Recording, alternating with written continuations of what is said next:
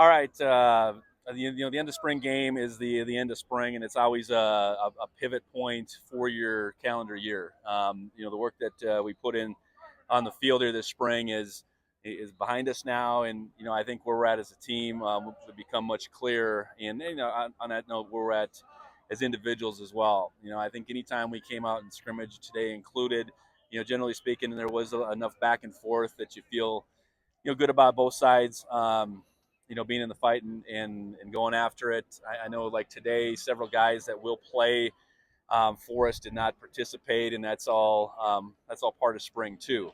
Guys on the mend and getting to the point where we need them to become the beginning of June when summer workouts start. So I think all in all, feel good about our progress this spring, and at the same time, I think we understand that we got a younger team and an experienced team by and large. That we got a bunch of work left to accomplish in the summer, and then look forward to the end of July as we reconvene for fall camp.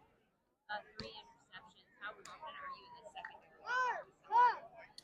Well, thinking about some of those interceptions, I know one's a tip ball up in the air. One's a ball thrown right to one of the guys. I think our secondary's coming along. I guess just trying to unpack those a little bit. Obviously as the head coach, you're seeing both sides of it. You're seeing the ball thrown to a defender. You don't like the fact that we have interceptions, turnovers, period, and at the same time we got guys on the other side that can make plays. So we're coming along. I think that young group of corners has made some really significant strides through the course of spring, and they're obviously going to be called on big time come the fall. Anything you saw out of Colson today? Because obviously Julius Adam, what he did effectively. Yeah, I think just you start with Colson and Jared going out there as the two running backs, and I think it was apparent. I think offensively the ability to run the football was there, and we only had one on each side, so I know that got some things tempered maybe on the play calling side, but I think Colson has continued to when given opportunities, he's continued to shine.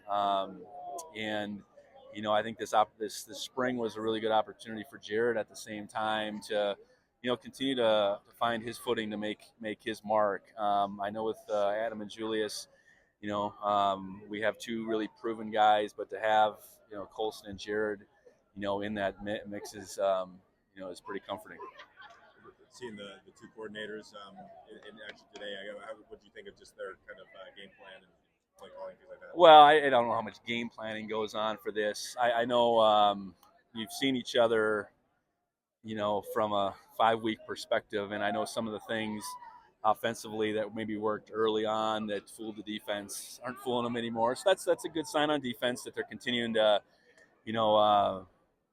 just build upon what they've done each time. And I know on either side, when you don't have the quarterbacks live, there's a whole element of the offense and defense that we didn't see out here today. And so I think for spring game confines, I guess with what you're dealing with, I thought they both managed it well. And moreover, just I think how they've taken on these first for several months, I've been pleased with that. And with it not being televised, did you feel any more freedom, or I guess how does that compare to previous years? Well, we just came out and did what we did, and any one of our early opponents could have had anybody in the stands too. So I don't know. I think it's an opportunity to, again, build upon two new play callers that, in an offense and defense that is, probably shifting gears a little bit as far as who we are and what we need to do. So. I think that allowed for this opportunity to be, to cap off spring and be as complete an evaluation as possible, as opposed to just having an absolutely vanilla situation out here today. How much of that is important, just sort of getting a chance to switch gears or sort of cater to personnel and get 15 practices in doing that? No, it's really important. Spring ball to me is still such a critical phase to the year, and taking advantage of every single opportunity is really important. And I think running I've been part of a spring game 2-team structure for most of my career, and I've always felt like, and in part being a quarterback guy most of my time, that this is the one time where we do have time on the clock, the down and distance, the cause and effect. Now, we didn't have special teams, but the ball was obviously moving if we didn't convert, and I think that that puts those guys, those quarterbacks, in positions that we don't create on a daily basis otherwise. So I'm a real believer in spring ball. I'm a real believer in a spring game as long as we can pull it off.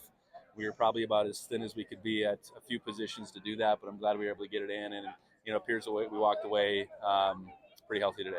Paul brought with the legacy number 41. You guys named that on Thursday. I guess just that decision, him that legacy. Yeah, each and every year, you hope you have multiple candidates, which we did. This isn't a big senior group, but he isn't the only Montana native. At the same time, you hope it's clear who it should be, and it isn't always clear. I will say that, but Paul, I do think it embodies what you're looking for. A guy that first and foremost loves being here, loves representing Montana State, loves representing Billings. And in his case, loves representing a family legacy now, him being the third in line to play here. And then beyond beyond that, a guy that starts, maybe down here as a guy that's got a long ways to go, and he keeps finding his way, and not only becomes a really good player, and I hope he can become more than a really good player in his last year, but is a guy from a leadership perspective that gets it. If you'd have told me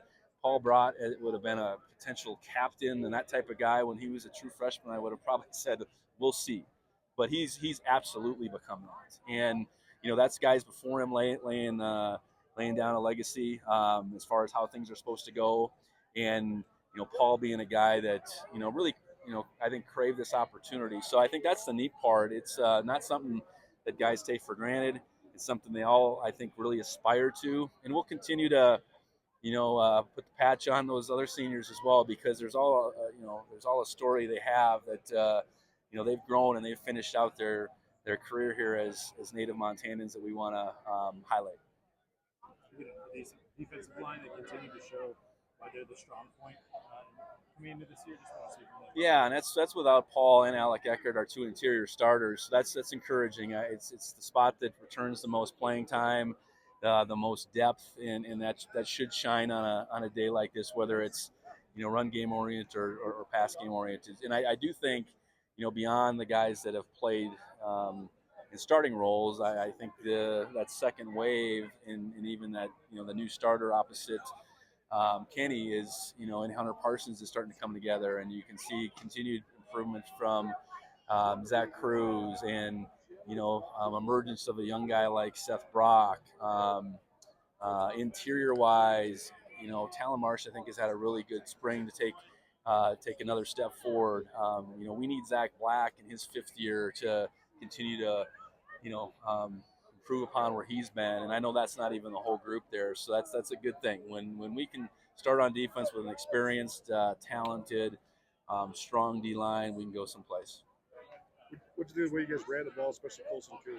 No, I thought he did a good job, and he was the only guy on that side, whichever side he was on, and so just being able to spell him wasn't something that we could do, and for him to just keep answering the bell. So chances are we probably could have run the ball more. You eliminate the quarterback aspect that really limits to some degree what we could do. So Colson's continued to thrive when he's been given opportunities. He's just a guy that's going to find a way for the ball to go forward. He's going to find a way to make guys miss, and his productivity continues to impress. Anything you can say about Ontario? No comment. Obviously with the statement removed from the team for violation from team rules is where we'll leave that.